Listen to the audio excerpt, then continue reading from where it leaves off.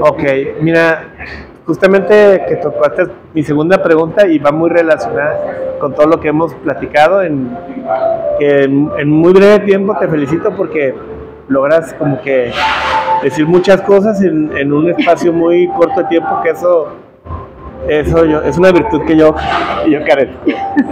Pero bueno. No, y eso que yo hablo mucho. Ok. Entonces, mira, mi siguiente pregunta es, ¿religión o espiritualidad? O ambos, o no que recomiendes, pero en tu vida que eres más religiosa, más espiritual, o encontraste la espiritualidad por la religión, o al revés, o por la espiritualidad te fuiste a la religión, o qué tienes en esos temas que ahorita pues, están muy de moda. A veces la gente quiere nomás aventarse a lo espiritual sin tocar lo religioso. Tú, en ese tema, ¿qué tendrías que decir? Bueno, 100% confesional, religiosa, ¿sí?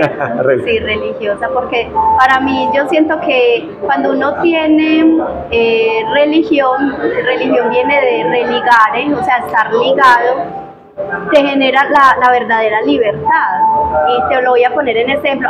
Inclusive justo en la FIL me encontré con una escritora que me decía que yo soy muy espiritual, nada religiosa. Obviamente yo no entré como a debatirle pues ahí, porque era un espacio muy corto, hablando 2 o 3 palabras, pero para mí eso no, o sea, una cosa no es la otra. Y como les decía, entonces este tema de ser religioso lo pongo con este ejemplo. Si yo estoy en un edificio de 50 pisos, estoy en el último piso y yo quiero mirar hacia abajo o al menos al frente, es más fácil para mí acercarme con las paredes que estén en vidrio o que no haya paredes. Para usted, ¿qué sería más fácil? Yo estoy en el piso 50 y es más fácil acercarme a la orilla con paredes o sin paredes. Pues sin paredes, obviamente, ¿no? ¿No le daría miedo si no hay paredes? ¿Qué le daría más seguridad? Obviamente te da más seguridad de las paredes, ¿no? Sí, porque también es el vértigo de que me voy a ir, ¿cierto? Desde los límites, al punto que yo voy es cuando hay límites, tú te sientes seguro, ¿cierto? Entonces, ¿tú crees que las religiones son los límites? Pero los límites a nuestra propia conciencia, a nuestra propia libertad. ¿En qué sentido yo lo veo? Cuando tú tienes una sociedad que vive desde el amor, porque esa es la ley de nosotros, desde el amor, nosotros somos liberados. Y lo digo en este aspecto, que es más fácil que yo le diga no a la droga, si ya la probé o no la he probado. Cuando no la he probado, o sea, ¿a mí qué me esclaviza? A mí me esclaviza todo aquello que no me deja tomar una decisión y que yo tengo que lucharla, tengo que hacerla. Entonces, a mí me puede decir, no, es que la religión te esclaviza. Yo digo, no, la religión me libera, porque me lleva a tener pensamientos, actitudes, comportamientos que me hacen libre, que me hacen feliz. A mí, por decir algo, ¿yo qué prefiero? ¿Estar en paz o preocupada? Ay, preocupada. Me parece que la preocupación viene porque, me dice, ay, pues porque no tengo dinero, porque no conseguí trabajo, porque me dejó el marido.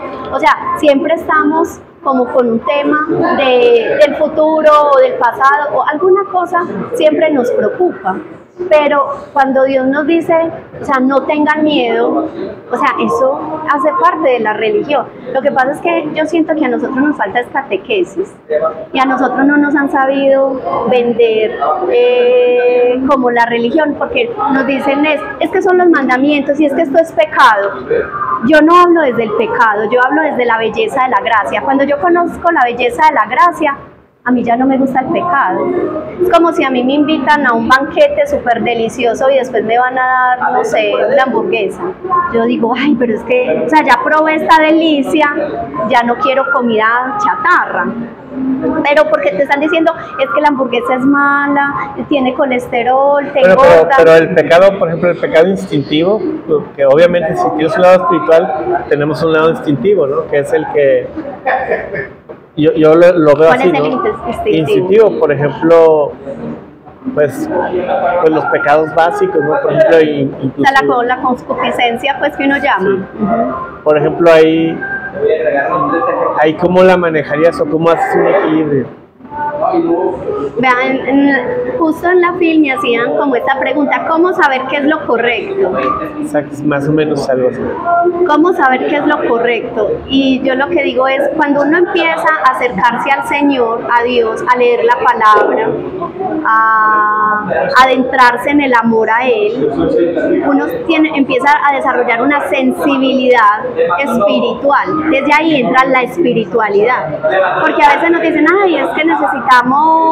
Pero el instinto no nada más pues puede ser hacia el lado, el instinto es la ira, todo lo que nos deja llevar, ¿no? Cuando somos menos espirituales, así como cuando nos dejamos llevar, porque nos dejamos llevar por todo lo que somos instinto, porque estamos por el cerebro reptil, pues, que reacciona, el que se me atravesó el carro y él mismo exacto, pero ahí va ligado también, ahí mismo también en esa zona, obviamente pues también está el instinto sexual, están los instintos también de odio, no sé cómo decir, de ira, de o de dañar, de rencor, o sea, que para mí son los pecados más graves, porque son los pecados sociales, porque son los que haces en contra de las personas, ¿no? Los que te haces contra ti mismo, pues ya está, tú rápidamente puedes perdonarte a ti mismo, ¿no? Es más fácil, pero cuando ya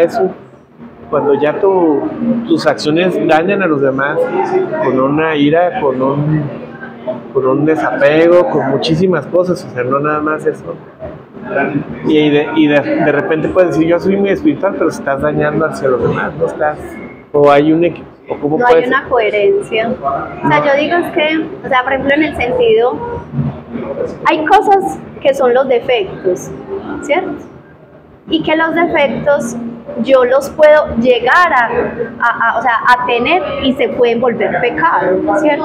Yo puedo ser mal genio, eso es un defecto, pero cuando ese mal genio se me vuelve ira, ya es un pecado. Entonces, el defecto puede que el Señor no me lo quite, yo lo tengo que luchar, trabajar todo el día. Lo tengo que trabajar, pero por eso el Señor nos dio inteligencia y voluntad, que esas se llaman las potencias. Cuando yo tengo inteligencia y voluntad, yo no estoy como los animalitos, como reaccionando al instinto, sino que a mí me permite tener un pensamiento racional y de decir, me controlo, o sea, no es como, yo estoy sintiendo esto y lo hago. Yo, por ejemplo, pongo mucho el ejemplo de San Francisco de Sales, que él es el padre de la dulzura.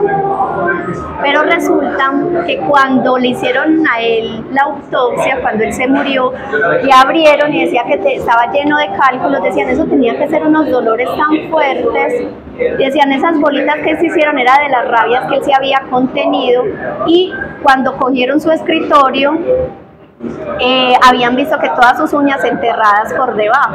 Era una persona muy iracunda, pero nadie se daba cuenta que él era así. O sea, tenía mucha templanza, pero la sentía. Bueno, o sea, sí la sentía, porque obviamente no. A lo mejor no lo trabajaba espiritualmente lo suficiente, porque de todas maneras. Porque eso es normal, o sea, es normal, es una mortificación ahí del cuerpo. Es como que yo diga, en este momento, voy a decir algo muy simple, pero en este momento está haciendo demasiado calor. Y yo en vez de quejarme, ay, qué calor, no sé qué, yo me mortifico, digo, voy a ofrecer por mis múltiples pecados pero tú no te daña el calor, ¿okay? Claro, pero yo no tengo que decir, ay, no, qué calor, y ay, no, y mira Pedro, qué calor, y no, y mira Julián.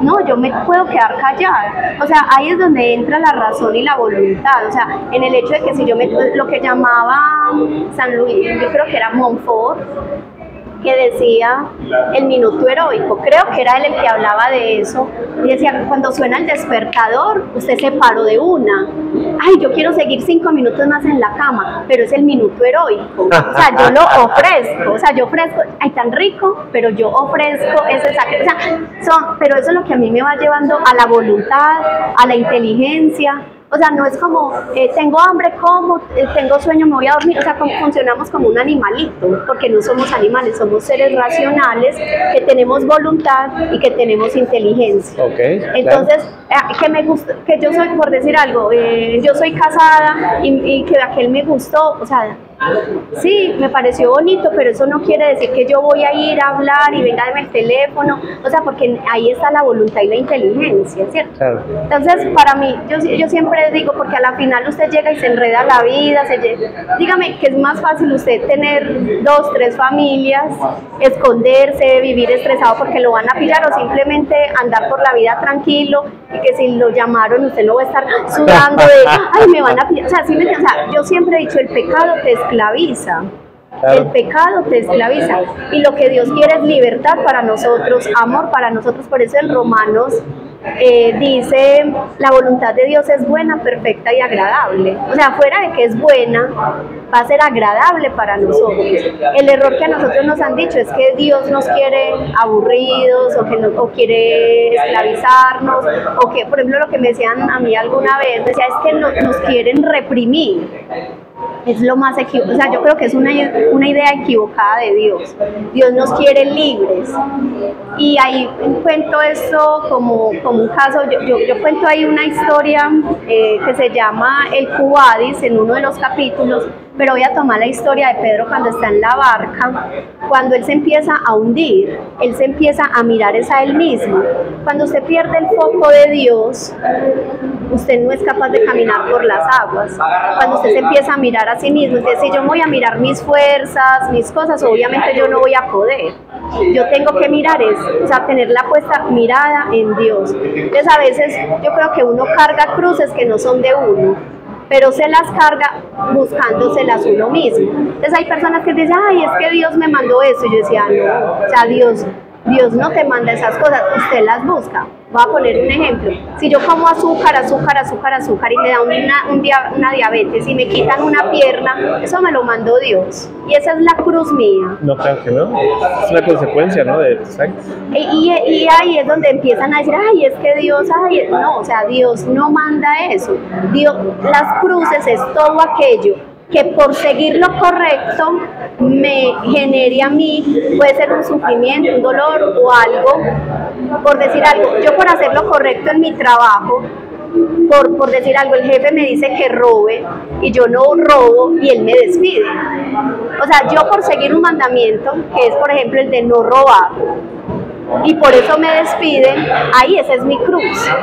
¿Por qué? Porque estoy haciendo lo correcto y frente a eso hay una persecución, por llamarlo de alguna manera. Voy a cortar el bloque tantito para que no queden